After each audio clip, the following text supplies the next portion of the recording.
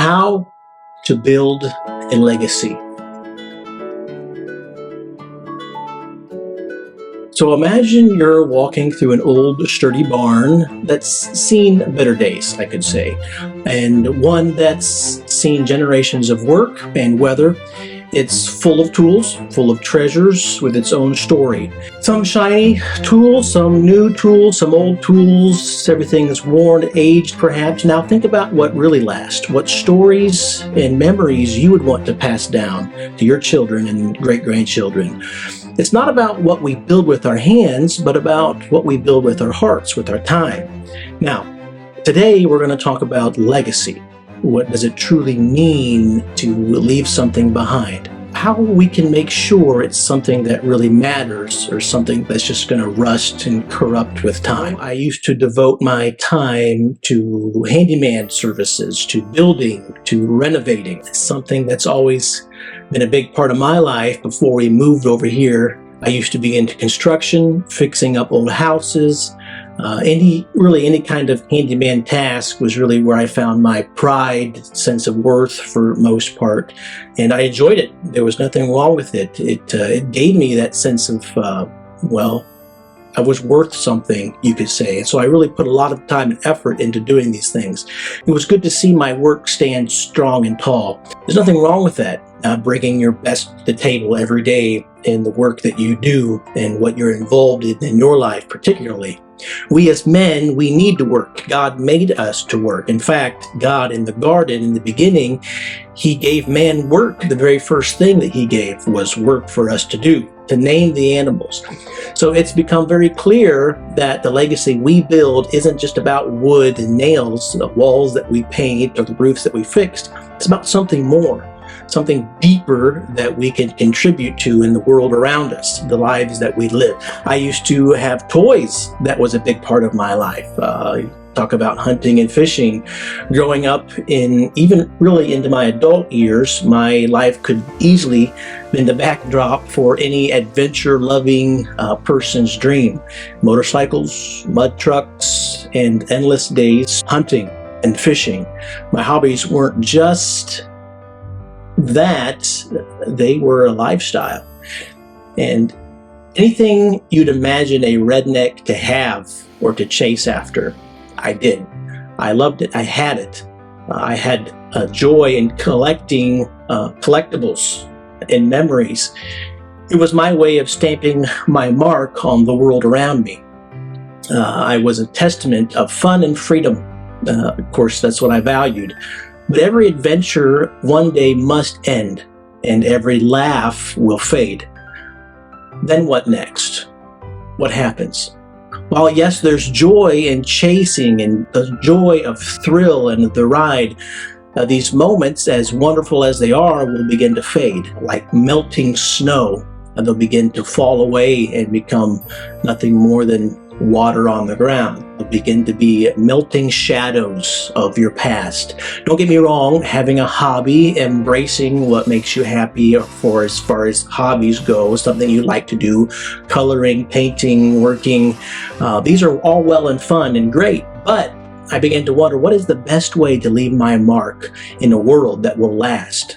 What's the best legacy I can use? What legacy will travel beyond the grave, beyond this temporary thrill or temporary adventure? I used to be heavily involved in ministry as well, as someone who has walked the path of faith. Not that I was a good church member for a long time, especially, but being in the faith was part of where I grew up, part of who I was as well. I've been part of ministries, doing things in the local church. Again, not many things doing them well, but at least being part of something. So I used to be rooted pretty deeply in my local Baptist church. I wasn't, of course, the best church kid in the world, but I did go to church and I listened in Sunday school.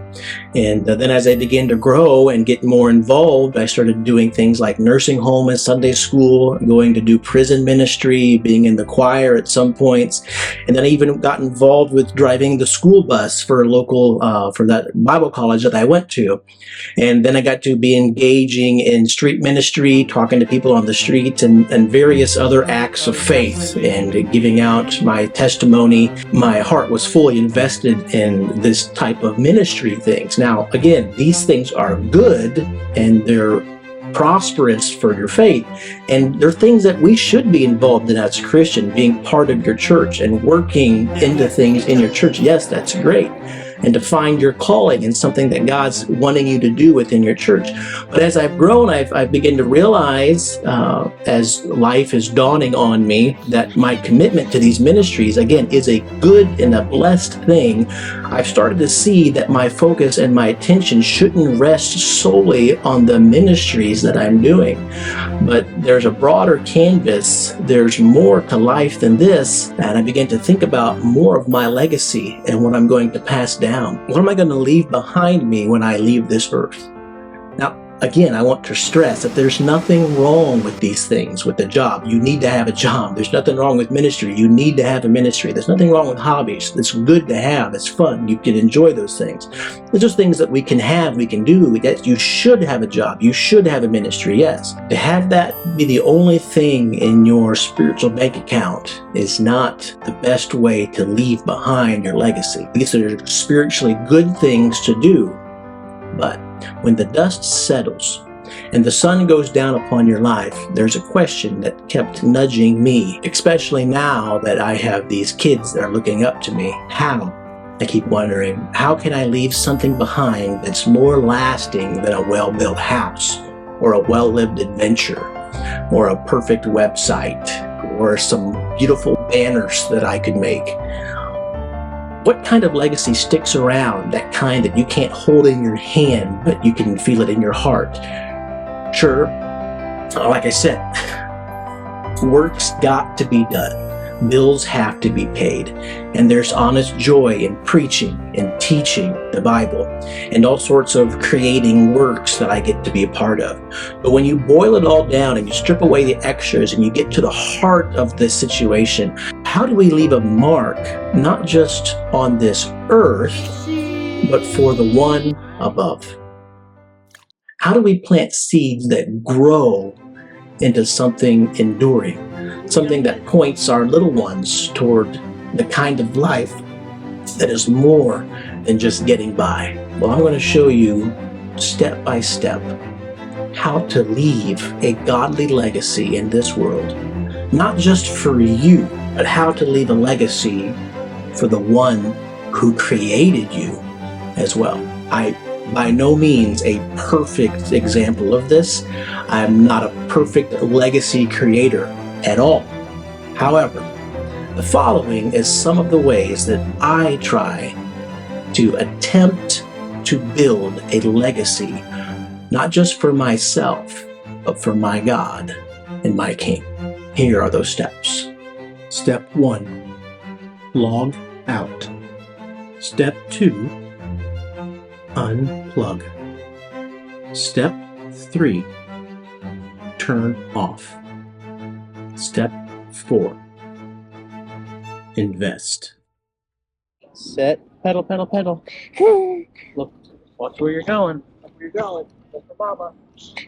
Mama. Yeah. Okay, slow. Slow down. Good job.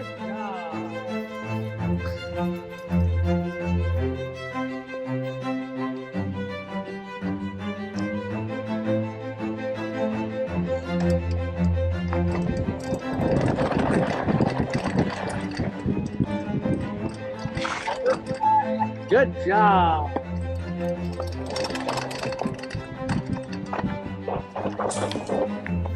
You got it. You got it. Good job, Nikolai. You can keep going. Keep pedaling. Keep pedaling.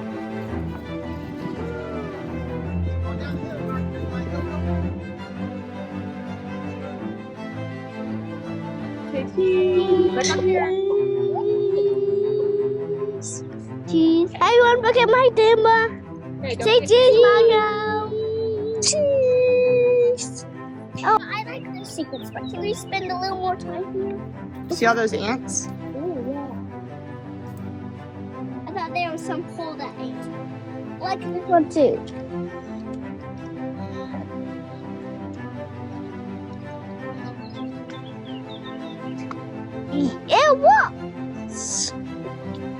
Uh-oh. We have it. Amelia.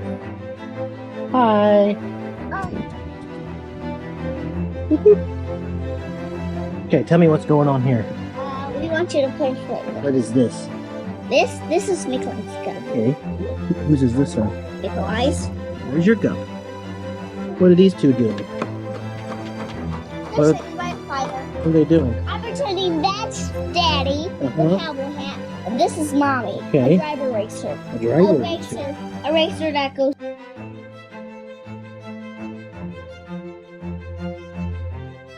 Have you ever wondered if your life could be richer, fuller, more vibrant without the constant buzz of digital devices?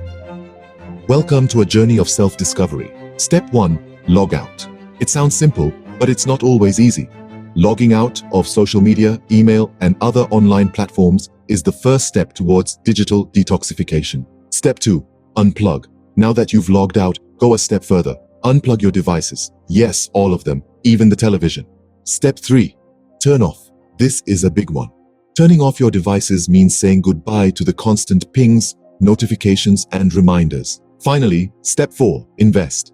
Invest your newfound time and energy in activities that please the Lord and nourish your soul. The journey away from digital devices involves 4 simple yet profound steps.